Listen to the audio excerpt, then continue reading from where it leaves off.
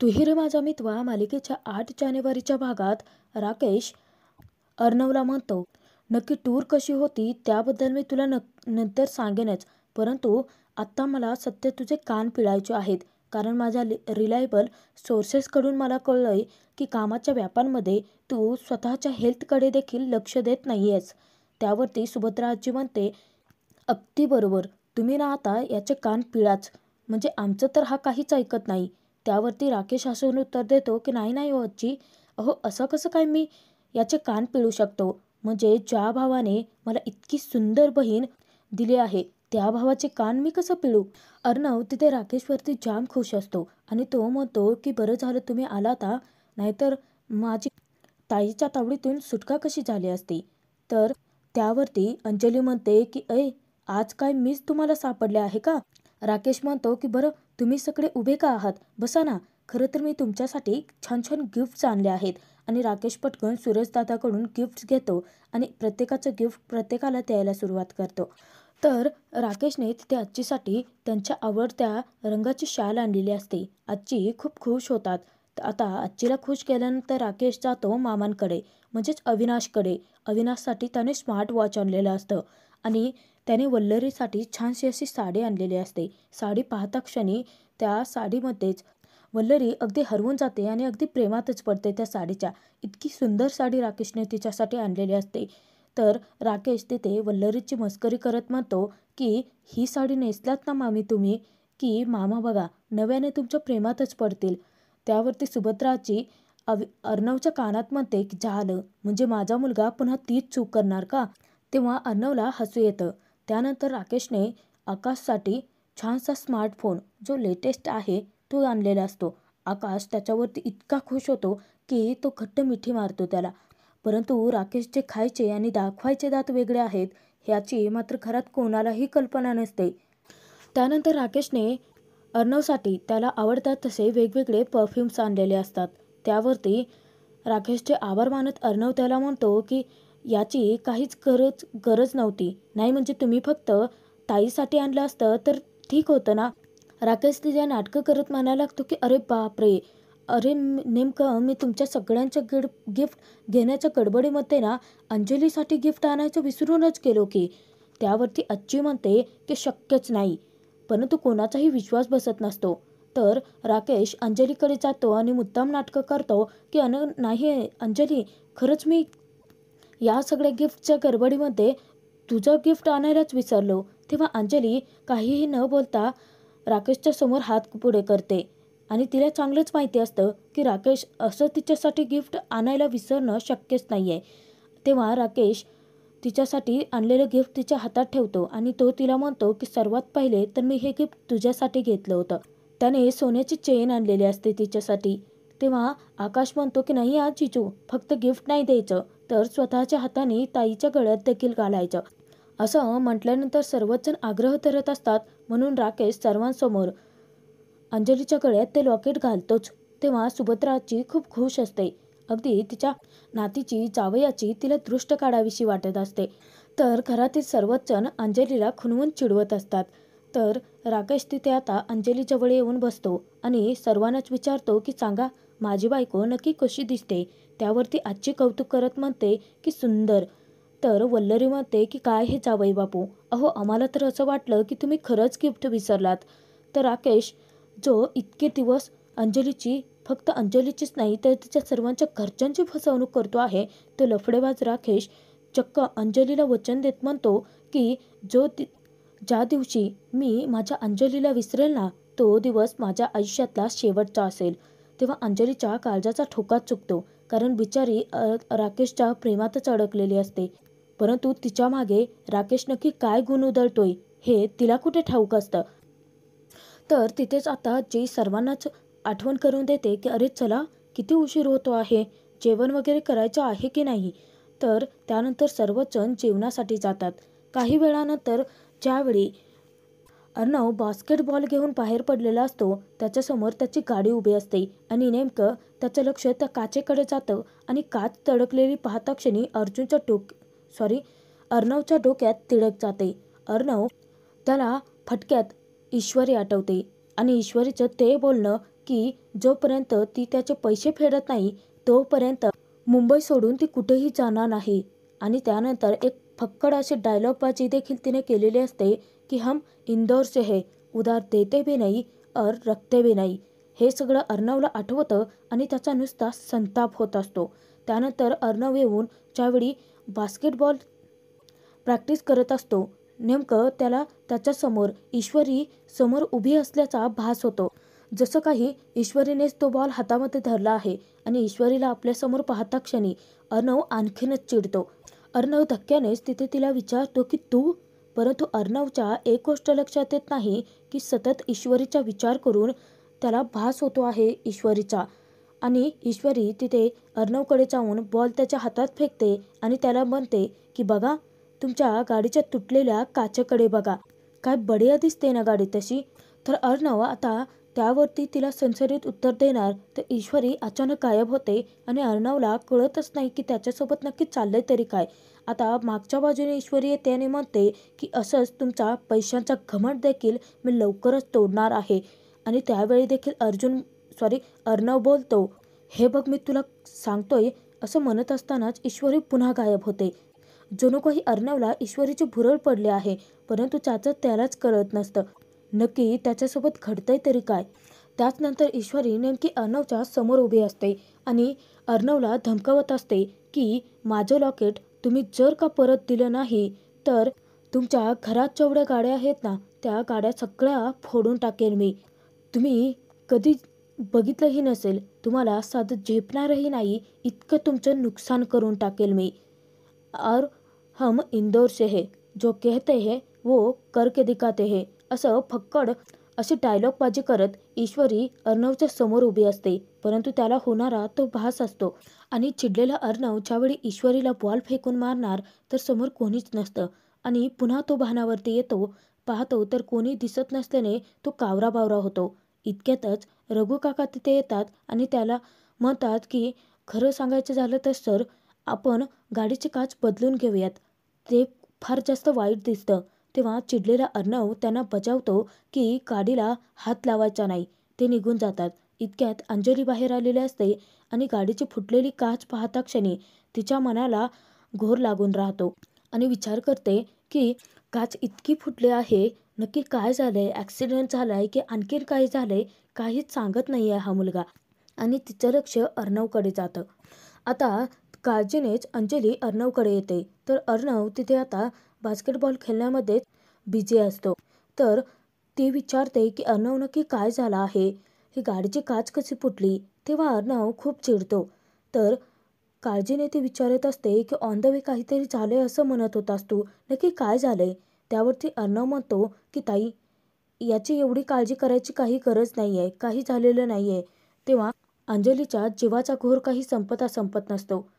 तिला एक चिंता सतावत असते आणि त्याचं उत्तर फक्त आणि फक्त अर्णवकडेच असतं. तेव्हा अंजली म्हणते की तू नक्कीच माझ्यापासून काहीतरी लपवतोयस चिंटू. अरे साधं टेबलवरचा पेपर तुला इकडच्या इकडे झालेलं खपत नाही आणि गाडीची फुटलेली काच, ही गाडी तू अशीच ठेवतोयस. त्यावरती अंजली पुढे अर्णवलाच सगळं काही विचारत असते की हे बघ चिंटू, एक तर तुझ्या धाकाने तुझ्याशी कोणी काही बोलायला येत नाही. चिडलेला अर्णव तिच्यावरती ओरडतो की नक्की काय म्हणायचं आहे तुला. त्यावरती अंजली समजावते की आकाश देखील मगाशी तुला विचारत होता की गाडीची काच नक्की कशी फुटली आहे, त्याबद्दल तू काहीच सांगितलं नाहीस. चिंटू, का एवढा तू अस्वस्थ आहेस, का स्वतःला त्रास करून घेतो आहेस, असं तिथे अंजलीने विचारताच अर्णव खूप चिडतो आणि तो म्हणतो की ताई प्लीज, काहीही झालेलं नाही आहे. एकतर दिवसभरामध्ये खूप काही घडत असतं, परंतु त्याचं मला फरक पडत नाही. I don't care. ताई प्लीज तू इथून जा. असं म्हणत ज्यावेळी तो तिच्यावरती खेकसतो तेव्हा अंजली दुखावली जाते आणि त्याच्याकडे एकही शब्द न बोलता ती तेथून निघून जाते. आता अर्णव बास्केटबॉल तर खेळत असतो, परंतु त्याच्या लक्षात येतं की त्याच्यामुळे त्याची ताई दुखावली आहे. तो माफी मागणार तोपर्यंत अंजली निघूनही गेलेली असते. तर अर्णवला आता खूप गिल्टी फील होतं. तर अर्णव आता खूप चिडतो. तो म्हणतो की त्या मुलीमुळे आज मी माझ्या ताईवरती ओरडलो आणि तो जोराचा बॉलच फेकून देतो. त्याचा नुसता संताप होत असतो, अगदी राग करत असतो तो. तर इकडे जयश्री ईश्वरीला ओरडते की मी तुला घोटभर पाणी मागितलं होतं तर तांब्याभर पाणी आणून दिलं, काय आंघोळ करायची आहे का? त्यावरती ईश्वरी चेष्टा करत म्हणते की तुझ्यासाठी एवढं पाणी तर पुरेसं नाही आहे ना आंघोळीसाठी. तेव्हा ती ओरडते की काय? इतक्यात तिला फोन येतो आणि फोनवरती साड्यांची ऑर्डर आलेली असते. तर ती आता खूप वैतागत्याने म्हणते की देवा, तू माझी इतकी परीक्षा का बघतोयस रे? तेव्हा नम्रता काळजीने विचारते की काय झालं आत्या? तर जयश्री आता खूप वैतागलेली असते. ती म्हणते की अगं, मी इंदोरी आणि माहेश्वरी साड्या आहेत ना, त्या तिथून आणून इथे विकते ना. तर मला आज खूप मोठी आणि महत्त्वाची ऑर्डर मिळाली आहे, परंतु ऐनवेळी माझी कंबर धरली आहे. आता नक्की काय होणार? हे ऑर्डर हातातून जाता कामा नये, असं म्हणत ती आता रडकुंडीला आलेली असते. आणि ती म्हणते की एकतर पैसे तर महत्त्वाचे आहेतच, वरून अजून खाण्यापिण्याचा देखील खर्च वाढलाय, असं मुद्दाम ती ईश्वरीकडे रागाने पाहत म्हणत असते. आणि ती म्हणते ईश्वरीला की दिसतेस एवढीशी, परंतु दिवसभर चरतच असते. तू ना माझ्या पैशांचा खाण्यापिण्याचा खर्च वाढवणारच आहे, तूच करणार आहेस.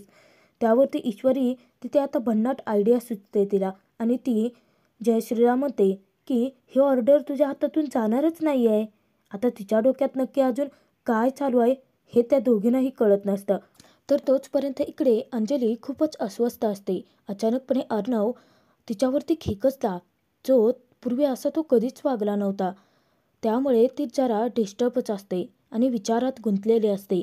इतक्यातच राकेश फ्रेश होऊन आलेला असतो, परंतु अंजलीचं त्याला काय पडलेलं असतं आणि त्याला काही घेणं देणंही नसतं. नेमकं अर्णव तिथे अंजलीची माफी मागण्यासाठीच आलेला असतो आणि काचेमध्ये अर्णव राकेशला दिसतो. आता मुद्दाम तो चांगुलपणाचा आव आणतो आणि जाऊन अंजली शेजारी बसतो. तिचा हात आपल्या हातामध्ये घेतो आणि तिच्या तळव्यावरती हळुवारपणे तो तिचा हात दाबायला लागतो. आता अंजली तिथे विचारते की हे काय चाललंय मध्येच? त्यावरती राकेश म्हणतो की आमच्या राणी सरकार खूप जास्त टेन्शनमध्ये दिसत आहेत, असं केल्याने टेन्शन रिलीज होतात म्हणे. तर अर्णव हे सगळं पाहत असतो. अर्णव आता विचार करतो की या दोघांना डिस्टर्ब कशाला करायचं. तर तिथे आता अचानकपणेच अंजली म्हणते की काही नाही हो, मला ना चिंटूची जास्त काळजी वाटते. तेव्हा अर्णव थांबतो. राकेश विचारतो की नक्की काय झालंय असं? त्यावरती अंजली उत्तर देते की तेच तर कळत नाही आहे की नक्की झालंय तरी काय. अंजलीच्या जीवाला नुसता घोर लागून राहिलेला असतो. नक्की काय घडलं असेल ते तिला कळतच नसतं. राकेशला ती म्हणते चिंटू खूप जास्त रागीट स्वभावाचा आहे. नक्की काय घडले ते कोणाला सांगणार तो? त्यावरती राकेश म्हणतो की अगं सांगेल ग, तर तुझ्या विना कुणाला सांगेल, कारण तो तुझ्यावरती एवढं जीवापाड प्रेम करतो ना. हे सगळं अर्णव दारामध्ये थांबून ऐकत असतो. तर त्यावरती राकेश म्हणतो की नाही, अर्णव रागीट आहे परंतु समजूतदार पण आहे. मला नाही वाटत तो इतका रागराग कोणाचा करत असेल.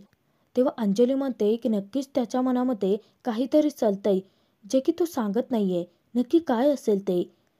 त्याचं लक्ष काचेतच असतं की अर्णव नक्की गेलाय की नाही. आणि चांगलपणाचा आव आणत जो लफडेबाज राकेश आहे तो मुद्दामच अंजलीला म्हणतो की माझी बायको ना नेहमी अशी हसत राहायला पाहिजे. म्हणजे अगं, अर्णवचा राग शांत झाल्यानंतर तो येऊन तुला सगळं सांगेलच ना. मला पूर्ण खात्री आहे त्याच्यावरती. आणि माझ्या बायकोचा असा कोमेजलेला चेहरा मी कधीच पाहू शकत नाही. ती कायम हसताना दिसली पाहिजे, असं म्हणत राकेश तिथे आता अर्णव आजी यांचा विश्वास संपादन करत असतो. परंतु त्यांना कुठे माहिती आहे की हा किती लपडेबाज आणि नालायक माणूस आहे ते. तेव्हा अंजली देखील त्याच्यावरती विश्वास ठेवते, हसायला लागते आणि अर्णव अंजलीला खुश पाहून देखील खुश होतो. तर तिथे आता इकडे जयश्री ईश्वरीला विचारते की आता काही माझ्या व्यतिरिक्त तू जाणार आहेस का साड्या विकायला? त्यावरती ईश्वरी म्हणते की बस काय आत्या, तू इतकंच ओळखलंस मला. आणि ती आता नौटंकी करायला लागते. त्यावरती आत्या चिडते आणि जयश्री तिला म्हणते की हे फिल्मी गप्प बस.